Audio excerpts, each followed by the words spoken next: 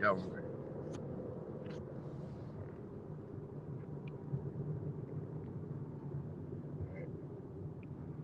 All right, shalom, shalom, shalom. I want to start by, of course, giving all honor, praise, and glory unto Yahweh, Yahweh, Bahashem, Bahashem, Yahweh Yahweh Shai, Shai, Bahashem, Hakadash.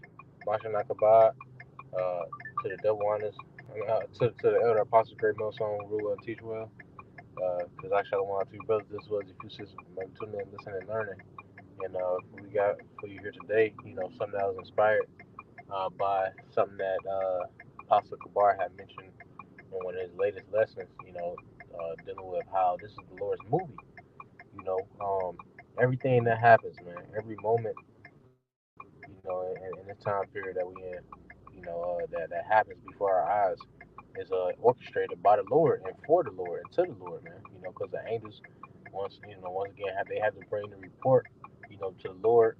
The scriptures talk about how the eyes of the Lord are 10 times better than the sun. Everything is being recorded, man. This is the Lord's movie. But without further ado, we're gonna get right to some precepts. This is the book of Romans, chapter 14, and no, I'm sorry. This is the book of starting at this is the book of Habakkuk, chapter 2, and verse 3. It says, "For the vision is yet for an appointed time, but at the end it shall speak and not lie. Though it tarry, wait for it, because it will surely come; it will not tarry." Ah, right. Yeah, because everything is hey, For an what is appointed time. right? Like it's saying Ecclesiastes 3. It's a time and a purpose for everything done under heaven. Right. The Lord got things, events set up for certain periods of times, man. Hey, this is just one big ass movie. Hey, because like the lesson we was doing earlier, we was going into the covenant that Esau and Eve made with each other. That was in the beginning, but now we're at the end. We're at the end of that movie, man. We're at the end of this movie, and it's about to be a new movie to play, man, which is the Hell yeah. kingdom of heaven, man. Right. That's why I say at the end, it shall speak and not lie. So once these things start coming to pass, it's gonna be made manifest. It ain't gonna be no, oh, what if, well, if this ain't happened, well, that ain't happened. Because guess what? Hey, every time a kingdom was about to have a fall, what did the Lord do? He sent his prophets out there, man. Right. Hey, Yahweh Shah and the Lord's prophets, Yahweh Shah and 144,000 is the main characters in this movie, man. You know? Right. And speaking of character, every character in the Lord's movie, what belongs unto the Lord. The Lord has placed every spirit on the earth in a specific time frame, in a specific location. Every spirit, the Lord has done. The Lord, is decent in order. But I got a precept. Uh, This is the book of Romans, chapter 14, and verse 6. It says, "He that regardeth the day regardeth it unto the Lord, that's right. and he that regardeth not the day, the Lord to the Lord, he doeth not regard it. He that eateth, eateth to the Lord, for he giveth Yahweh Shah thanks. And he that eateth not to the Lord, he eateth not, and giveth Yahweh Shah thanks." Verse 7 being the point. Uh, well, really, verse 7 and 8. But it says, "For none of us liveth to himself, and no man dieth to himself." Right, which goes to show. That remind me of this precept. What the scriptures say about the scriptures say, the righteous and the wicked belonging to the Lord. Right, paraphrasing. Uh, The Lord is in control of life and death, man. This is truly the Lord's movie. When you think about the movie, you think about the director, and the whole team. They write the story. They tell what characters will be doing what. They tell who would be the main characters. uh, The Lord is the author. When you go into that word author, it means pretty much like the first. You know, but it says verse 7. right, and Shalaki, just to add on what you say, the scriptures say that the Lord is not an author of confusion. Beautiful. So this movie is going to line up and lead to something. It ain't just going to be this society keep continuing because hey, this place is straight confusion, man. You know, and the Lord ain't the author of confusion, so this place ain't gonna continue, man. I got this etymology for author real quick. It says It says Father. It says Creator, one who brings about. Right, and like we just read in the book of Habakkuk, chapter 2, verse 3. You know,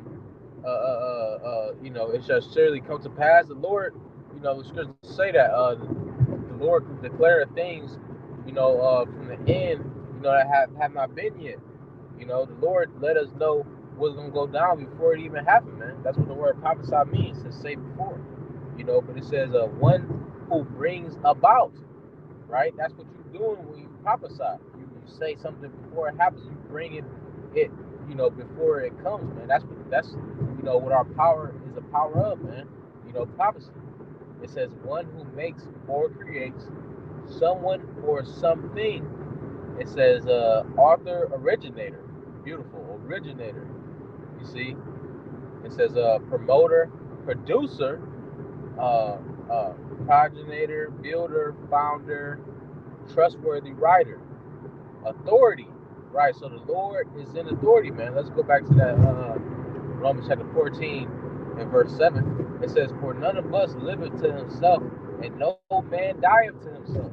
Right? Because when you go to the book of, I think that's 1st or 2nd Samuel, talk about that, where it say, Lord, like it slipped my mind, but verse 8, it says, for whether we live unto the Lord, Yahweh Shemel Shah, and whether we die unto the Lord, Yahweh Shemel Shah. Whether we live therefore or die, we are the Lord's, man. So even these heathen who we dying, man, even though they not under the law, they still belong unto the Lord. Their judgment, their death, and their judgment of how they were born were orchestrated by Yahweh Shemel Shah and the angels, man. This is the Lord's movie. You can't take one step without, the Lord putting that thought in your mind or putting that action in your body, man. The scriptures talk about that where it says a man's instructions are given to him, rough paraphrasing in his sleep, man. The Lord is putting your thoughts inside of your body, when you before you even wake up, man. Before you even wake up, the Lord already got orchestrated what you're gonna be doing throughout the day. What we doing right exactly now, man. What you doing right exactly now, the Lord already orchestrated your day for you to do that, man. So this is, once again, going back to the point, this is the Lord's movie, man. Hey, could you get what's that? Proverbs 16 and 7. I just want to add on to your point because the brother made a lot of good points, man. Because the Lord got the main characters, because the main characters in this movie is Jacob and Esau. Right. That's what this. That's what this whole contention is. This climax is mainly about, man. Because like I was just saying, just expounding about earlier, that serpent. What was the serpent whole agenda? Was to bring us down as a nation, man. And and as he grew, he used these other nations to help him do that. But you other nations, y'all just extras in this movie. Y'all not even the main characters. Y'all just extras. You watch a movie, there's people in the background. Y'all them. Y'all just casualty of war, and y'all just extras. But this movie goes back to the elect and the elites, man. Right. Those are the main characters. Cause even if you average fucking Edomites, y'all don't know shit, man. Y'all ain't y'all got nothing to do with shit, man. Yeah. But hey, but well, Slakia, I take that back. Y'all don't know, y'all just average Joe Smoes, man. Y'all don't know what's going on. But the only ones who really do know what's going on is the Lord's elect and Esau's and the elites, man. Right. Yeah. There you go. The banker families. Everybody else is just extras and casualties of war in this movie, man. Hey, but what it say? It said, "What shall be the right." In the coming, you talking about Matthew 24? No, I'm talking about So like, just get it real quick. Second Ezra 6 and 7. 6 and 7. This is the book of Second Ezra, chapter 6, and verse 7. And it reads, Then answered I and said, What shall be the parting asunder of the times? Or when shall be the end of the first and the beginning of that of it that followeth? Right. Yeah, so right. Esau, your movie about to get turned off, man. Because a new movie about to come on, man. Which is the Nation of Israel's movie, man. Yahweh Shemyaw Shah in the Elect's movie, man. You know, this shit is over with, man. This shit is over with. This the part of the movie when the credits coming on the TV, man. Right, and dealing with the movie, the Lord always showcased the uprise and downfall of empires, throughout time, man, on the earth. This is the Lord's. The earth is pretty much being, used as a stage, for the upcoming kingdom, which is the kingdom of Yahweh Shemyaw Shah, man. And that's this movie, man. That's what this movie is all about, man. But it says, verse 8, it says, And he said unto me, From Abraham unto Isaac, right?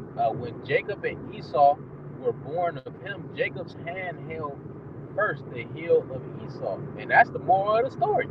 We got the victory, man. We held, through the struggle from Adam and the serpent all the way to, Jacob and Esau in the womb. That tension between Jacob and Esau has always been there, man. But now we are at the climax. All of this, through all of the time that we've been on the earth fighting this devil, man. Prophesying. The prophets coming back in their life. Prophesying against this devil. Now we didn't have all that build up until now, man, and we are finally at the end of the Lord's movie, and we about to inherit the best part of the movie ever, man. Which is the kingdom of heaven. In verse 9 it says, For Esau is the end of the world. Right. When you go into that word world, is eon, which means a timeline, and also a people as well. Rough paraphrasing. But it says for Esau is the end of the world, and Jacob is the beginning of it that follows. Well, eon is the time, is the age. Yeah, eon is age. The time. You think about cosmos. Yeah, that's what I'm thinking. The water, cosmos. But yeah, and we at the end of Esau's cosmos, man. Of his eon. Yeah, we at the end of Esau's eon, and the end of his tribe's rulership, man. Like it reads, it says, For Esau is the end of the world, because once again the Lord has always used the world as a showcase of power. The scriptures, the Lord, that's just how the Lord is. The scriptures say the Lord is a man of war. When you watch a good movie, a good fight in the midst of the movie is always good, man. And pleasing to the eye. That's how the Lord is, man. He like to see a good fight in the movie, man. And this is a part of that fight that we're going through now with this devil. That we've been going through with this devil, man. Time and time again. But now we are at the end of it. Once again, the climax. All of this build up until now, we enter into Jacob's trouble, and the end of the movie, wherein is a nightmare. You see, the scriptures talk about how we gonna be as if we dreamt. As it was a dream. Right, yeah, because this movie go end with a happy ending. Right. and what they say off the straight, and they live happily ever after. Man. Right. That's how this movie go end. Because the Lord is dealing with the nation of Israel. He not dealing with all you other nations, man. Especially you Edomites, man. But shit, that's it. Yeah, that's it. So Lord, one, this was edifying. With that, we'll close out, giving all praise, honor, and glory to Yahweh, Bahashem, Yahweh Shai, Bahashem, Takadash. Double honor to the apostles and elders, a great millstone, who were well, peace and blessings to the hopeful elect. Shalom and the bad, the boy.